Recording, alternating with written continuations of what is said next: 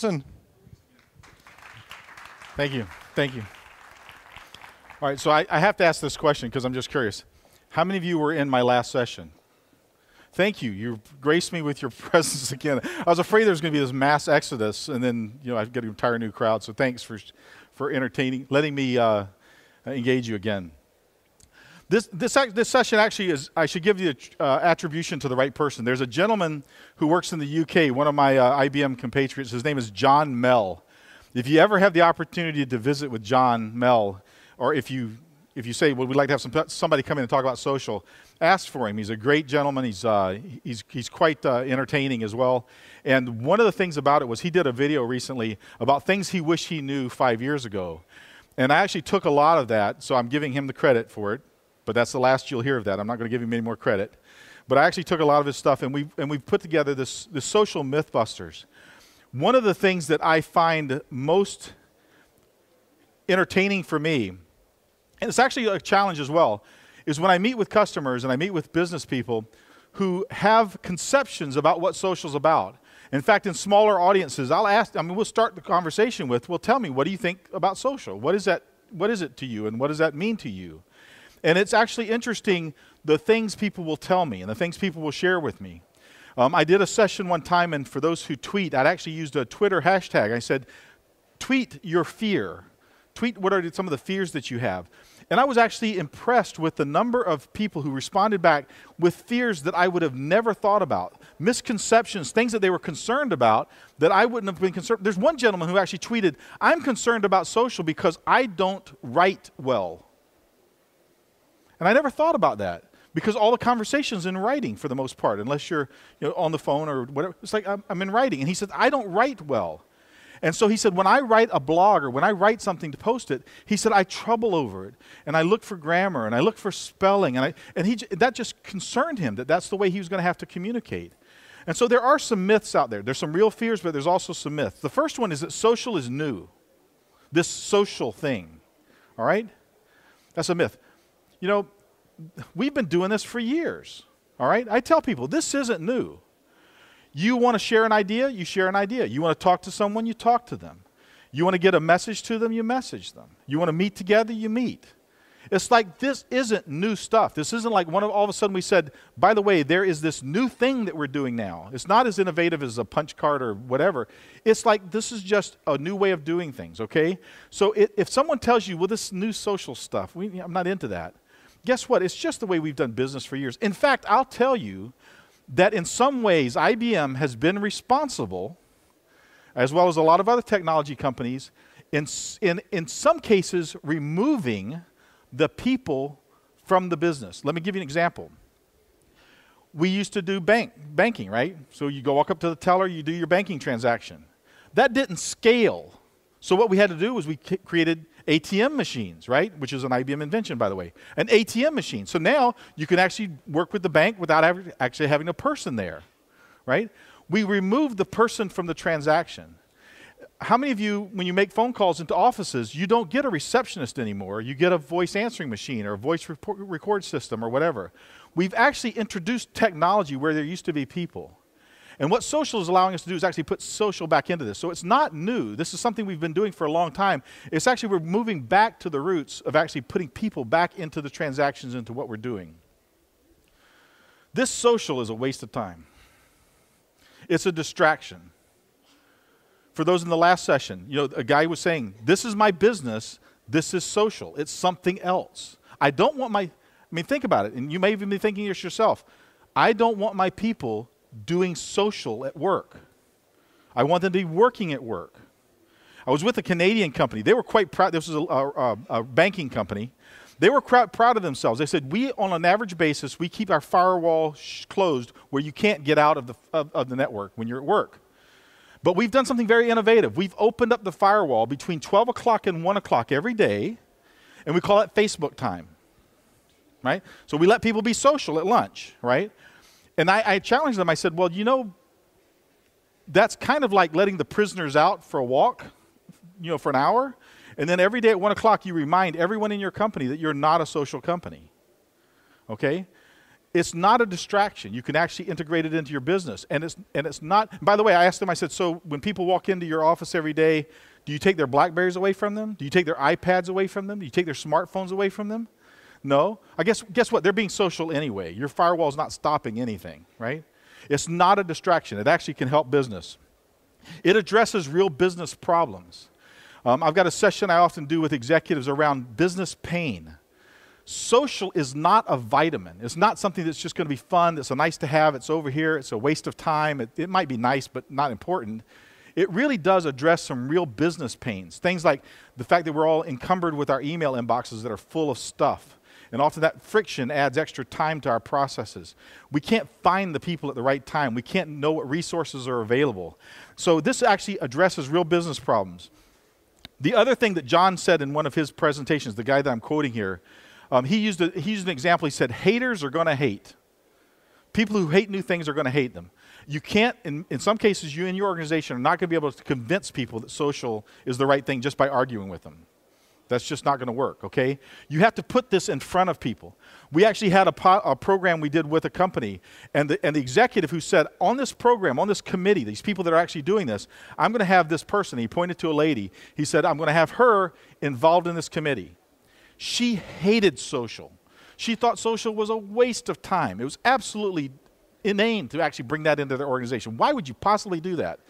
This guy was brilliant. He said, I'm putting her on the committee because if we can convince her, we can convince anybody. And they put her in a social environment where she actually used social tools. She became their best evangelist. Because when you take those kind of people and you win them over, but it's a matter of getting them in front of the technology, having this stuff in front of them. This social is going to get out of control. How do we control this social? How do we control what people are saying? How do we control the fact of all this information out here? Here's a quote from a guy, Conrad Gessner. There's going to be so much confusion. This information is going to be so widespread. How are we possibly going to control that? He was talking about books in 1550. All right? I mean, think about it. It's a control thing. I mean, the printing press came along, Gutenberg came along, and all of a sudden now everyone can actually have access to information without having to go to the scribes or to the priest, right? To actually get their information, to actually read it for themselves. The ability to read gave them people then learned how to write, people learned how to share. But the concern was, this is going to get out of control. I'm looking around the room and I'm seeing some gray hairs like my own, okay? Remember email? How are we going to use email, right? How do we actually control that? How do we control what people do? Instant messaging? We have this conversation. Intranet. This intranet's this nice to have thing, but is it really business ready? I mean, we've had this discussion for years on all kinds of technologies. Social just happens to be the most recent one. Okay, so don't be scared off about it getting out of control. In fact, I did a recent little blog article because it reminded me, I don't know if any of you are golfers or play tennis, but do you know that one of the problems with golf is trying to hold the club too tightly? That you actually, if you loosen your grip, you actually gain control? And I wrote an article about we need to do that with social. Often you just need to open the reins a little bit. Let people have a little bit of freedom. And it's amazing what will actually happen. If you give me a chance to put a pilot system in, we can prove to you that social is valuable in your organization. Now, for those IBMers in the room who are suggesting pilots to your customers, I'm not saying that this is wrong, okay? So if you're a customer and you're saying, but a guy was just talking to me about doing a pilot, okay? It's just that pilots have some characteristics that I want you to be careful of, okay? Pilots have some characteristics because often we say, well, let's put a pilot in, and if that works, then we know we can be social, all right? I'm a little concerned about this because pilots are often targeted at a technology.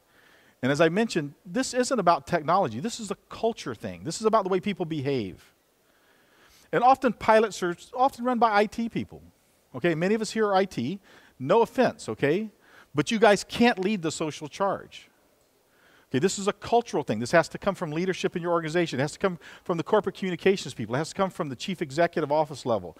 They're the ones who are going to change cultures. Pilots are often this, it's a new technology, it's a new toy, it's a new thing over here. And that often, imagine this. I actually went with a company, they said, well, we tried it. We put it in for 6 months. It was this group over here. We told them it's a pilot. And you know what? They just didn't use it. How many of you, if I said, look, I'd like to take your money, we're going to put it in this experimental bank. Okay, so please put your assets and your money in that bank. And by the way, that bank can go away after 30 days or 60 days, right? Who's going to invest time or effort in something that's going to go away? Pilots are often seen as just kind of experimental. Social is about gathering knowledge and gathering momentum. You can't do that if you say, this is just a test, okay? So be careful. You can do a pilot, but please do things like, this is our first phase. You're an early adopter. We're going to have you involved in the first phase of this. Okay, then you start getting some adoption. And the other thing about pilots that I think is sometimes misappropriated is we'll say, you know what, we have this group over here that does this project. We're going to let them be the pilot. Guess what? They already know how to work together. They already communicate with everybody every day. No surprise, you're just saying take that technology out and put another technology in. Where social has value is when you start reaching people, as I talked about, on the fringe. You start reaching people who are not associated with that project. You find resources within your company who have ideas that's different from this one group. That's where you start getting the social value. I like people, okay? And people are really nice, and they really want to work hard, and they're more than willing to share everything that they know with anyone who asks. That's a myth, okay? We're selfish, all right? I mean, granted, I love people, okay, and I think the best of people. But think about the people in your organization. They usually have enough to do. They already have a lot of work that they're having to do. They want to know what's in it for me. If you just go this and say, look, we're going to put social in the organization because everyone is free to share and they just want to share and whatever. That works sometimes. But for the most part, people want to know what value is it bringing me? How does it make my day less stressful? How does it change the way I work so that I can take off on weekends instead? In fact, again, John Mell says the reason he uses social because he doesn't like to work weekends, and social allows him to get things done during the day. When I visit a place like this, I'll be here, say, for a week. We at IBM don't use email and to try to coordinate where Lewis is going and what's he doing. We use things like wikis. And so there's a wiki page out there with all my agenda and what's going on. And so there's no emails. We've actually heard a study that they said that executives who use that tool actually save about 40 hours for every week of engagements that they do with executives. We actually save time because no one has to say, is Lewis available Tuesday? What about Thursday morning? And then for me, the brilliant thing is, a month from now, my boss is going to ask me, why did you spend the time in Denmark? Why were you there? And all I have to do is, instead of going to my email threads, I just point him to the wiki and say, there, boss, this is what I did. This is the results. This is what happened. So again, it's good for me. I save myself probably 4 or 5 hours a week by using social. And like I was telling the earlier crowd, 0 emails every day in my inbox. And I probably spend 4 or 5 hours less in email because I do this social. It has a value for me. Find where it has value, find the pain, and then people will use it. And because of what I just said, you know, there's many people who say email is bad. Bad email. Bad email. And people will say email is going away, right? And by the way, I will tell you that I would guess that within, and I'm going to be conservative, 10 years, email will not be our primary means of business communication. And I'm looking around the crowd and I'm seeing, okay, because there are people who say there is absolutely no way that I can do business without using email. All right, so stay with me for just a minute, except don't stay with me. Come back with me about 10 years ago. There's absolutely no way I can do business without faxing. Remember? I have rolls of fax paper in my office, right? That stuff that all gets on your hands. Because I used to use faxing all the time. I don't use it anymore. Now, granted, there are uses for faxing, but it's not a primary means of communication. Email is going to take that route.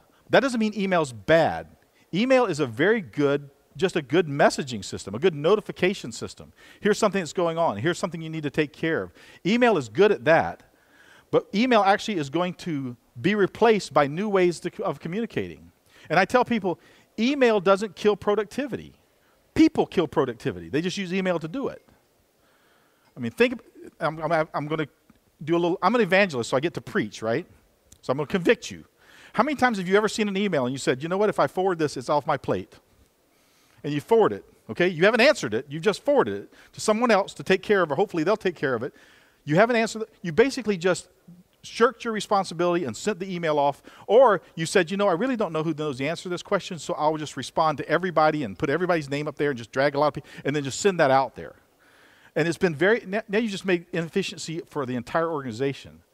The point is, it's not the email, it's not the tool that's bad, it's how we use it. And social actually allows us to cut a lot of those friction points out and get us away from this dependency. Here's a test. I'm sorry, I jump around a bit. Here's a test that I often do, and I'll ask you this question, and please respond. What feeling do you have when I say the word email? What do you feel? Think about your email. Tired. Anyone else? Usually I hear things like moans and groans. I hear, I'm depressed, I'm overwhelmed, I'm burdened, right? Occasionally in a crowd with IBMers, I'll get a notes administrator who'll jump up and say, I feel great. Okay. So I have to be careful. But for the most part, we look at our email inboxes. You're sitting here probably thinking now, I can't wait for a break so I can get to my BlackBerry and check my email, right? Email has become kind of a bit of a master. It's not the bad thing, it's how we abuse it, okay? These things, these status updates, these Twitter feeds, what are you doing, all those types of things. That's so much useless stuff. It's trivial, it's useless. I don't know why we'd possibly ever use that in a business, right? That's actually a myth. Status updates are actually quite useful. In fact, they've migrated over time. Facebook used to have in their status update, because there's a block that you can fill in, and they used to prompt it with a thing that said, Lewis Richardson is, and then it was the block. And so you felt like you had to answer the question, Lewis Richardson is going to the market. Lewis Richardson is, it's like, what am I doing, okay? I was never comfortable answering that question. I wasn't still concerned with where I was and what I was doing. And then they've actually changed it now to like, what's on your mind? A more appropriate question. What's on your mind? What are you thinking about?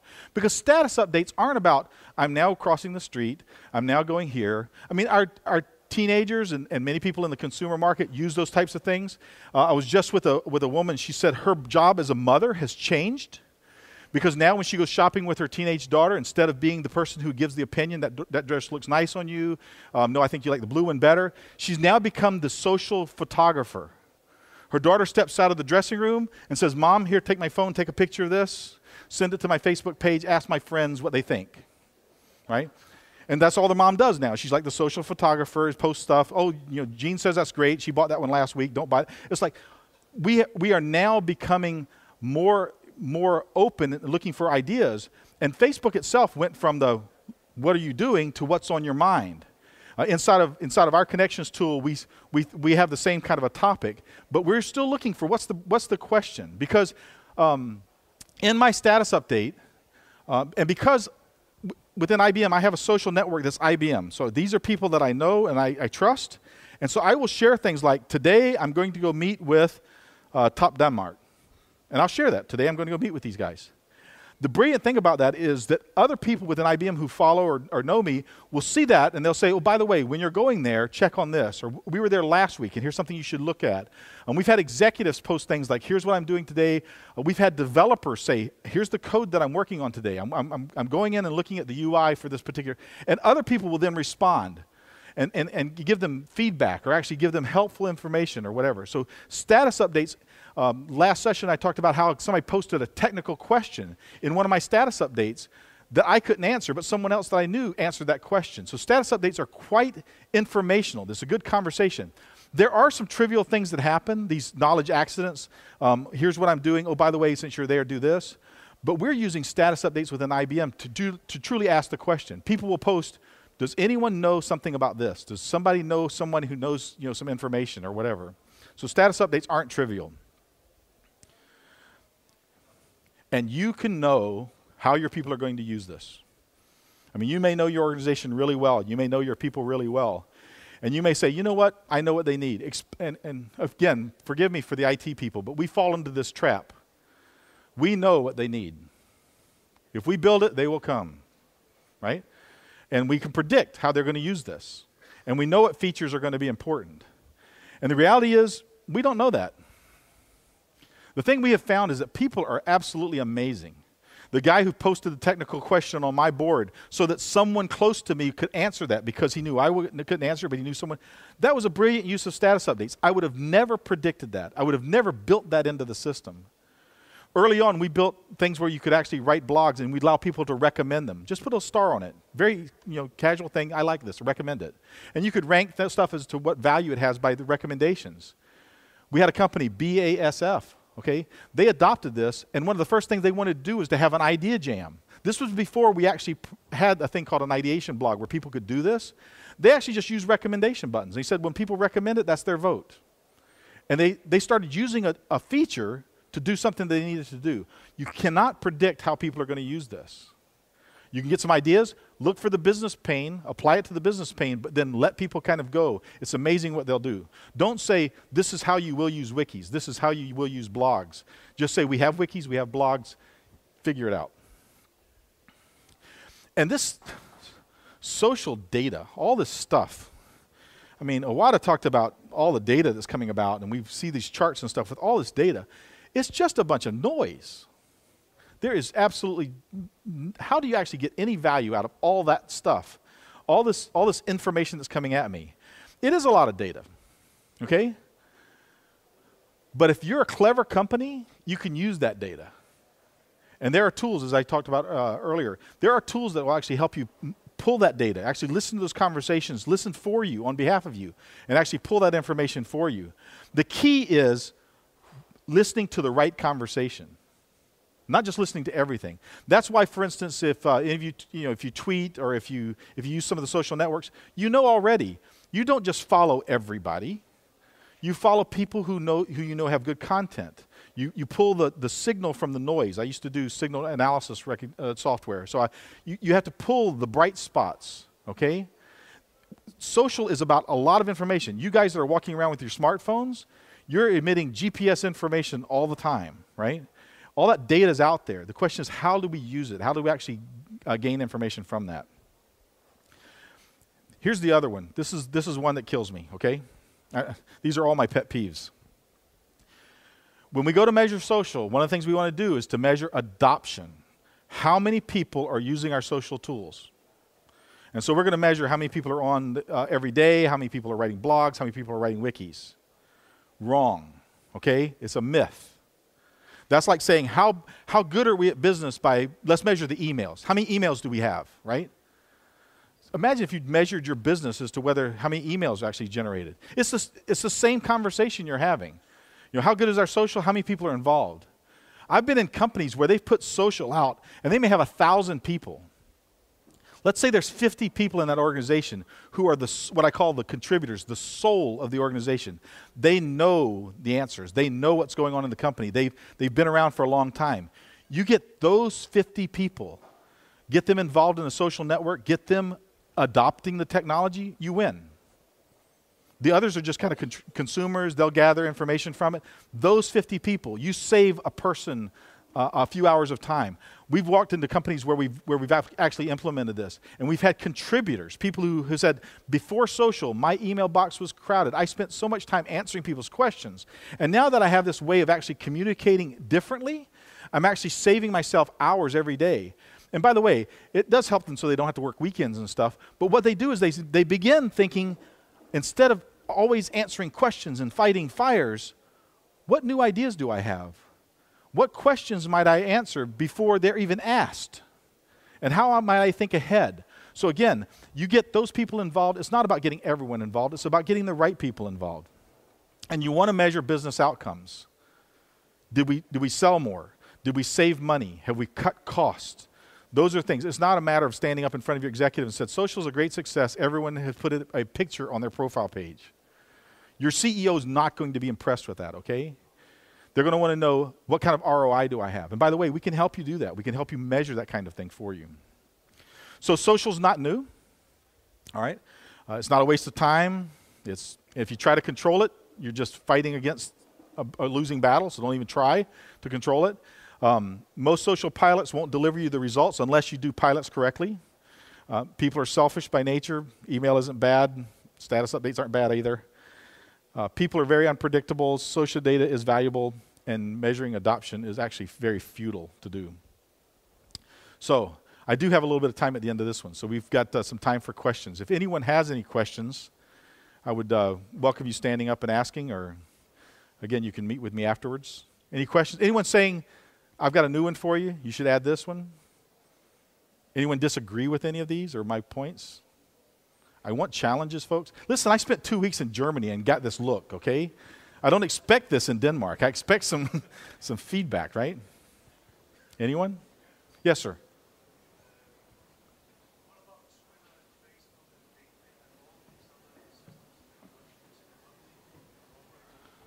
Great question. So his question was, what about Twitter and LinkedIn and Facebook and all these other things that are out there? How do we incorporate that in? There's actually, the challenge that we have is, again, signal to noise. And then there's also this thing of personal business, all right? So I'm a Twitter user. I mentioned earlier that I would say in my social network inside of IBM, I would say I'm going to go meet with Top Denmark. I would not tweet that. You know why? Tomorrow, Top Denmark would be getting a knock on the door, and it would be my competitor saying, so I hear you have a social problem.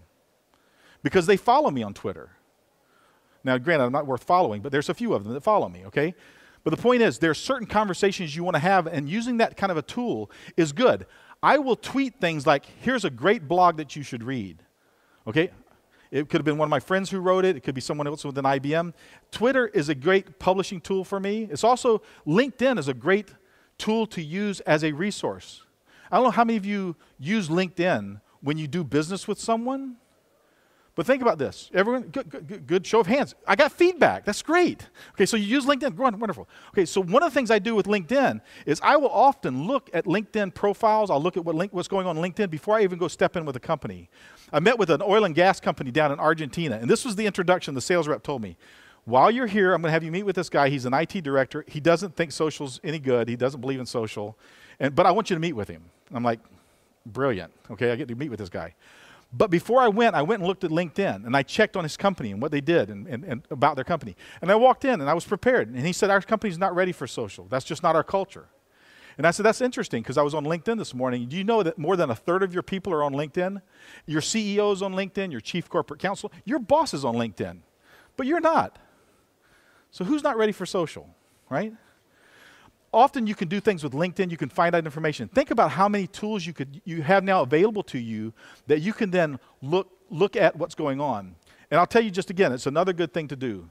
You meet with a guy, you meet with someone, an executive, some lady, and you say, we had a great meeting, whatever, it was a pleasure. You go out in your car, the cab, whatever, pull out your iPhone, pull out whatever you got, go to LinkedIn and send them a network invitation. And in the network invitation, don't just use the, I'd like to connect with you. Say, we had a great meeting today, thanks, I'd love to connect with you, whatever. Okay? I'll tell you what that does. That just doesn't say, I'm connecting with you socially. This person is gone about doing their work. They've forgotten you. You've left. They're doing their work, and all of a sudden in their email, they get this notification that says, LinkedIn, you got a request. They click on this friend request or connect request, and it reminds them of the thing that you talked about. It reminds them of you. And it tells them that you think that they're important enough that you actually want to talk with them in the future. Okay? Use the tools. Use those tools wisely, right?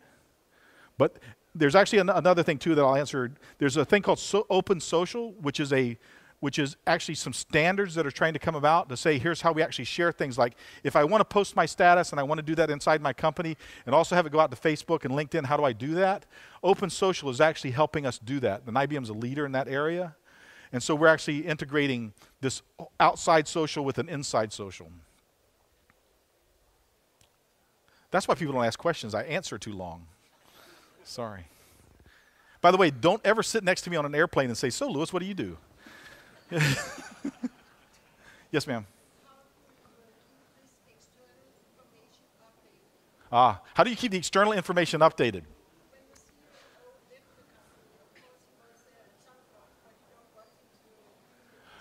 That's actually a very good question. The CEO of a company leaves, and they have an external Facebook presence, or they have some presence, or whatever, and he leaves your company. How do you, as a company, handle that? And that's actually an interesting thing. It's one of the reasons why we want you as a company to own your conversation, to own your social network. Because if you're depending on things like Facebook and LinkedIn and other things to carry your company business, things like that happen. How do I control Facebook when I don't own Facebook? How do I control his LinkedIn account when I don't own LinkedIn account? There's actually some tools out there that social that are free. Free. All you have to do is just go in and sign up. Okay? Just sign up and you can yammer all you want, or you can chatter all you want. And it's free. Okay? And all you do is sign up and just say, I am Lewis Richardson at IBM.com. I use my email address. It lets me in. I have a conversation. I'm an IBMer, right? Guess what happens? I leave IBM. IBM takes my email address, takes my email account away. That doesn't keep me from now that I'm over here in the social network. I can sign in at those accounts, Lewis Richardson at IBM.com, and I can start having a conversation. And everybody thinks I'm part of IBM. And for you as a company to own that, you've got to buy licenses for everybody. You've got to suddenly do things that you didn't think you'd have to do. So be careful when you start using some of these social tools. Understand the commitment that you're making. So when I put a presence out there, how do I control it? So that's actually a good question. I don't know the answer if a person has a presence on LinkedIn and they just continue to say that they're the president of the company and they're not. I don't know. Yes?